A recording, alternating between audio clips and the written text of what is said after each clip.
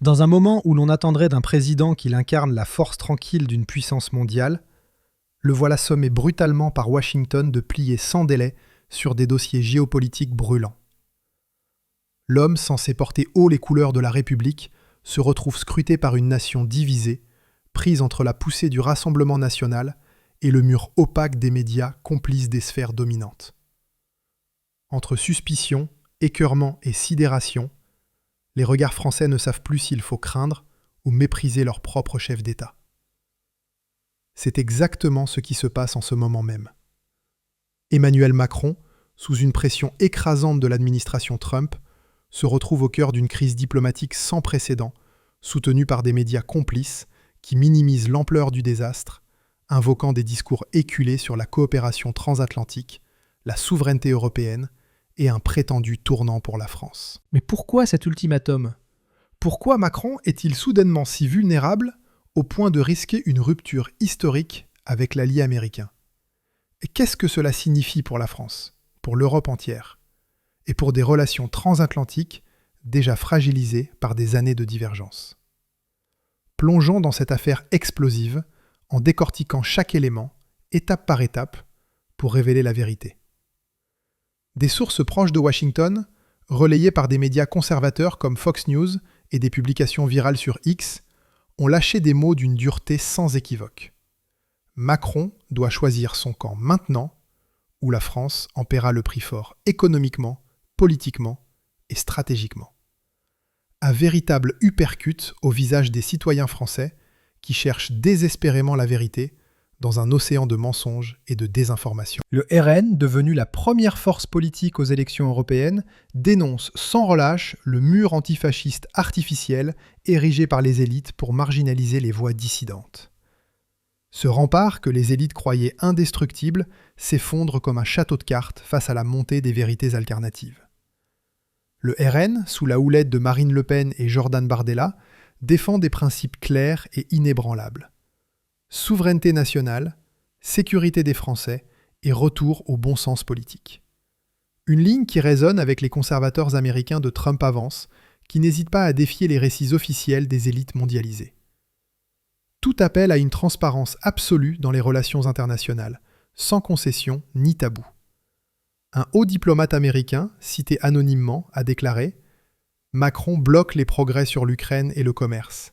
Il doit bouger ou les assumer. » Conséquence, une France isolée. Des figures comme Trump et J.D. Vance martèlent cette ligne. Vérité par des actions concrètes, pas par la censure ou l'intimidation. Pourtant, alors que les États-Unis intensifient leur pression, organisant des réunions virtuelles de haut niveau, incluant Trump, des représentants de l'Union européenne et Kiev, pour forcer des avancées sur les sanctions contre la Russie et les livraisons d'armes, Emmanuel Macron reste étrangement silencieux, retranché dans son palais élyséen. En août 2025, l'Élysée a tenté de minimiser cet ultimatum, le qualifiant de simple divergence diplomatique. Une erreur colossale qui n'a fait qu'amplifier l'attention mondiale sur cette crise majeure. Macron sait pertinemment qu'il joue un double jeu depuis des années. En Europe, il se présente comme un champion du libéralisme progressiste aligné sur Bruxelles et les idéaux mondialisés. En France, il agit comme un censeur autoritaire, muselant les voix critiques et étouffant les débats gênants. Les conservateurs américains, soutenus par des figures comme Elon Musk, sont au contraire célébrés comme des porte-étendards de la raison et de la liberté. Sur X, les messages fusent. Macron plie face à Trump, l'Élysée tremble de peur. Ce n'est pas un hasard, c'est un signal clair que les temps changent, que les peuples se réveillent face à l'hypocrisie des élites. Mais qui est cet Emmanuel Macron, ce président qui fait face à cet ultimatum américain et s'oppose farouchement à la liberté d'expression, pourtant pilier fondamental de notre démocratie? Il est temps de révéler la vérité derrière sa façade lisse, soigneusement polie par des années de communication médiatique. Macron, qui se vend comme un leader moderne, visionnaire et progressiste, traîne un passé qui soulève de sérieuses questions sur sa crédibilité et sa légitimité. Imaginez, le président censé guider la nation à travers les tempêtes économiques et géopolitiques a un historique marqué par des scandales financiers et des alliances douteuses. Il évoque avec fierté ses années en tant que banquier chez Rothschild, ses connexions rapides avec les élites mondiales, mais cela sonne comme l'histoire d'un opportuniste charmeur et calculateur non faux. Ces récits ne prouvent pas une authenticité humaine, mais masquent une personnalité problématique, tissée d'ambitions démesurées et de manipulations habiles.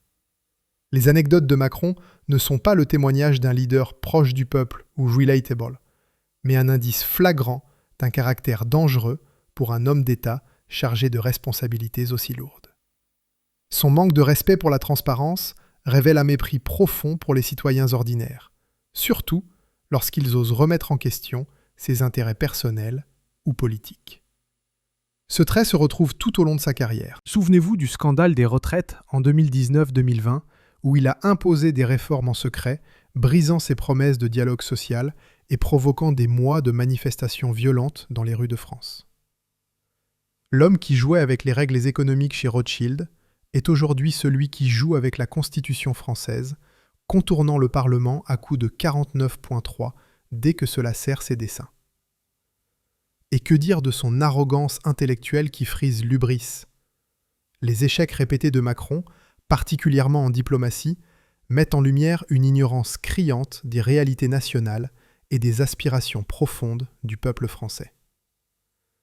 Lui qui doit négocier sur la scène mondiale avec des puissances comme la Chine, la Russie ou les États-Unis, n'a jamais jugé nécessaire de s'adapter aux préoccupations quotidiennes des Français, chômage, insécurité, pouvoir d'achat en chute libre. Son choix de carrière, passant de la banque à la politique par pur opportunisme en sautant les échelons traditionnels de l'engagement public, témoigne d'un pragmatisme froid dénué de toute passion authentique pour le service de la nation. Ce manque de curiosité et d'empathie imprègne sa politique. Il croit pouvoir résoudre des crises complexes, énergie, inflation galopante, tensions géopolitiques, avec des recettes simplistes de banquiers d'affaires, des solutions technocratiques déconnectées de la réalité. Le résultat, des échecs en cascade, des promesses brisées et une France plus fracturée que jamais.